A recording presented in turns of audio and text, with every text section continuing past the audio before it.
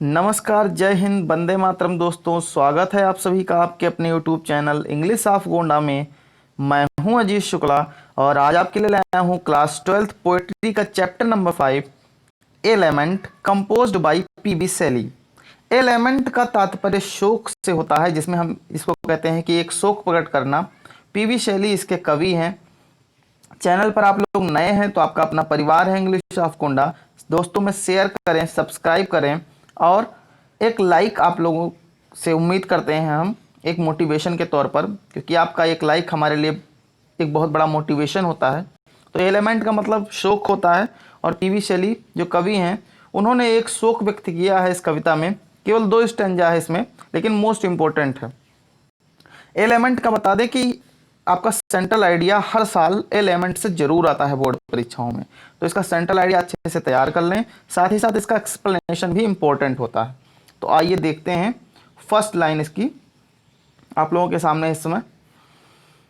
ओ world O life O time, कवि कहता है कि O world O life O time, हे संसार, हे जीवन, हे समय।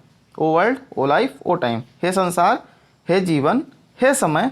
On whose last steps I climb, जिसके अंतिम पद पर मैं खड़ा हुआ हूँ, अंतिम सीढ़ियों पर मैं चढ़ रहा हूँ या खड़ा हुआ हूँ।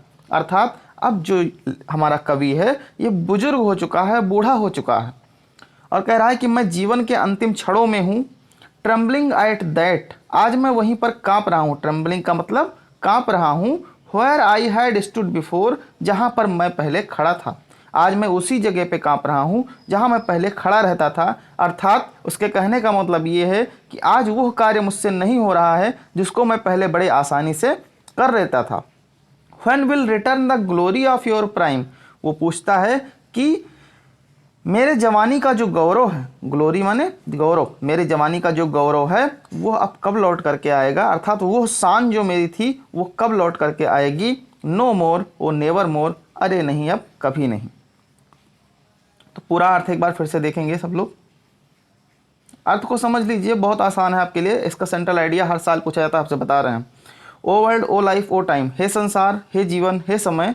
On whose last steps I climb, जिसके अंतिम सीढ़ियों पर मैं खड़ा हुआ हूँ। अर्थात उम्र की अंतिम अवस्था में मैं हूँ, बुजुर्ग अवस्था में हूँ। ट्रेम्बलिंग एट दैट, आज मैं वही काँप रहा हूँ। Where I had stood before, जहाँ मैं पहले खड़ा रहता था।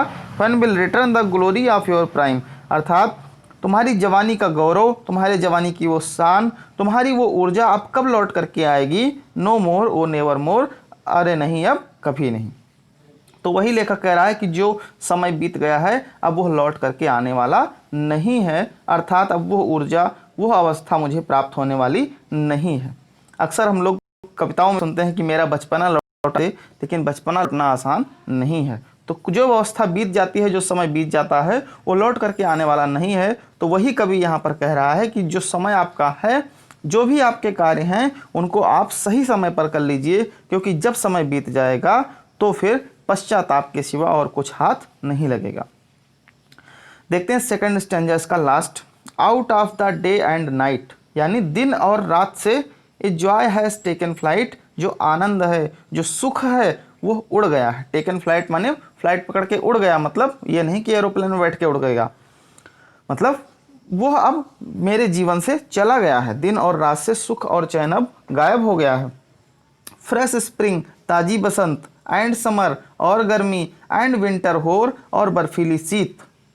Fresh spring and summer and winter होर, यानी ताजी बसंत, गर्मी और बर्फीली शीत। होर, विंटर होर मतलब बर्फीली शीत, जो कोहरा गिरता है।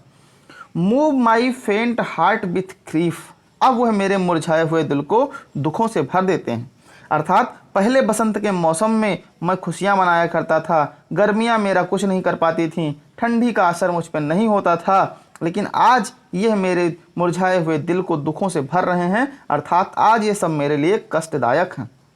बट विथ डिलाइट, लेकिन इनमें खुशी कब आएगी। डिलाइट माने प्रसन्नता कब आएगी। नो मोर ओ नेवर मोर, अरे नहीं अब कभी नहीं।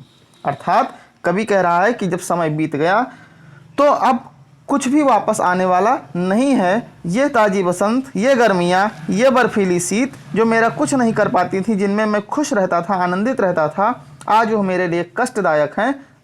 और अब उनमें मुझे सुख नहीं मिल रहा है, तो कवि कह रहा है कि अब वह लौट करके आने वाला नहीं है। जो समय बीत गया है वो अब कभी लौट करके नहीं आएगा। तो सब्सक्राइब की एक उम्मीद आप लोगों से कि ज़रूर करें। जो लोग नए हैं, जो हमसे जुड़े हुए हैं, वो अपने फ्रेंड्स में शेयर करते रहें। और कमेंट में बस एक बात आपसे एक उम्मीद है कि कमेंट में आप ज़रूर लिखिए जय हिंद, वंदे मातरम। यही आपसे उम्मीद है कि आप जय हिंद ज़रूर लिखेंगे। वीडियो आपको कैसा लगा ये भी लिखेंगे साथ साथ। और अगली वीडियो आपकी जल्द ही आपको मिलेगी। बोर्ड परीक्षा से रिलेटेड बातें आपको बता दें कि 27 तारीख को बोर्ड परीक्षा का रिजल्ट आना की जो डेट रखी गई है, अभी कंफर्म डेट नहीं रखी गई है।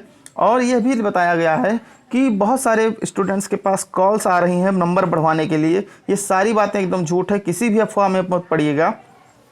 किसी भी नंबर से कॉल आती है तो उसकी सूचना तुरंत पुलिस को दें, आप इन झांसे में नहीं पड़ेंगे। बहुत सारे लोग इसका शिकार हो जाते हैं, हर साल अपना पैसा भी खर्च कर देते हैं, कुछ होता भी नहीं है। तो आप कहते हैं कि बीच का रास्ता जो है, यानी आसान रास्ता है, उसको मत अपनाइए। कभी भी शॉर्ट फॉर्म में चलेंगे तो आपके लिए कष्टदायी होगा। जो लोग मेहनत करके पढ़े हैं उनका नंबर अच्छा आ रहा है।